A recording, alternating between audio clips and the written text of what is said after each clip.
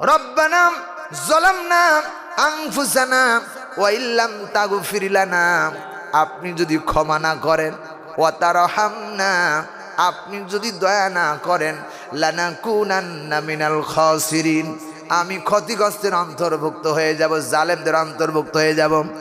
তাহলে আদম আলাইহিস সালাম সর্বপ্রথম স্বীকৃতি দিলেন, হে রব, আমি অন্যায় করেছি, আপনার কাছে ক্ষমা চাচ্ছি, আপনি ছাড়া ক্ষমা করনেওয়ালা কেউ নাই। নবীজি বলেছেন, কোন বান্দা যদি আদমের সন্তান দিনের মধ্যে 50 বার যদি কোনো ব্যক্তি এই দোয়াটা পড়তে পারে, রব্বানা যালামনা আনফুসানা ওয়া ইল্লাম তাগফির লানা ওয়া তারহামনা লানাকুনান্না মিনাল খাসিরিন, সমুদ্রের ফেনা পরিমাণ যদি বান্দা গুনাহ করে, পাহাড় বড় বড় যদি গুনাহ করে, আল্লাহ নবী বলেন তার জীবনের গুনাহ খাতা আল্লাহ রব্বুল আলামিন মাফ করে দেন। সবাই পড়েন, রব্বানা যালামনা আনফুসানা ওয়া ইল্লাম তাগফির লানা ওয়া তারহামনা লানাকুনান্না মিনাল খাসিরিন। হায় আল্লাহ, আমি অন্যায় করেছি, অত্যাচার করেছি, আমার নফসের উপরে জুলুম করেছি, আপনি যে ক্ষমা করে দেন, আপনি ছাড়া কোনো ক্ষমতাকারী নাই, আপনি যদি ক্ষমা না করে দেন, আমি নিশ্চয়ই জালেমদের অন্তর্ভুক্ত হয়ে যাব।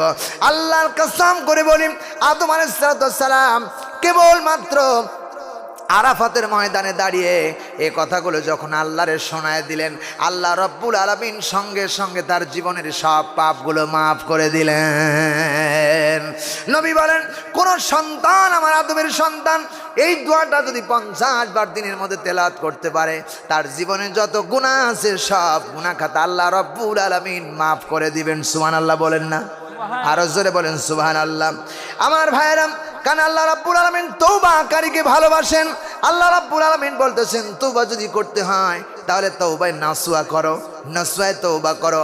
আল্লাহ তাআলা কোরআনে কারীমের মধ্যে বললেন, ইয়া আইয়ুহাল্লাযীনা আমানু তুবু ইলাল্লাহি তাওবাতান নাসুহা আসা রব্বুকুম আইয়ুকাফিরা আনকুম সাইয়্যাতিকুম ওয়া ইউদখিলাকুম জান্নাতিন তাজরি মিন তাহতিহাল আনহার।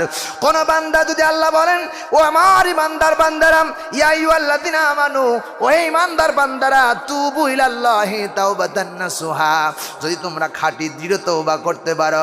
তওবা মানে নসুয়া, মানে নসুয়া কোনো ব্যক্তির নাম না, নসুয়া মানে হলো আমার ভাইরা কোরআনের ব্যাখ্যা হলো খাঁটি তওবা, দৃঢ় তওবা, অবিচল তওবা যদি কেউ করতে পারে, আল্লাহ রাব্বুল আলামিন বলেন, আসা রব্বুকুম আইয়ুকাফির আনকুম সাইয়্যাতিকুম, জীবনের যত গুনাহ আছে সব গুনাহ খাতা আল্লাহ রাব্বুল আলামিন মাফ করে দিবেন।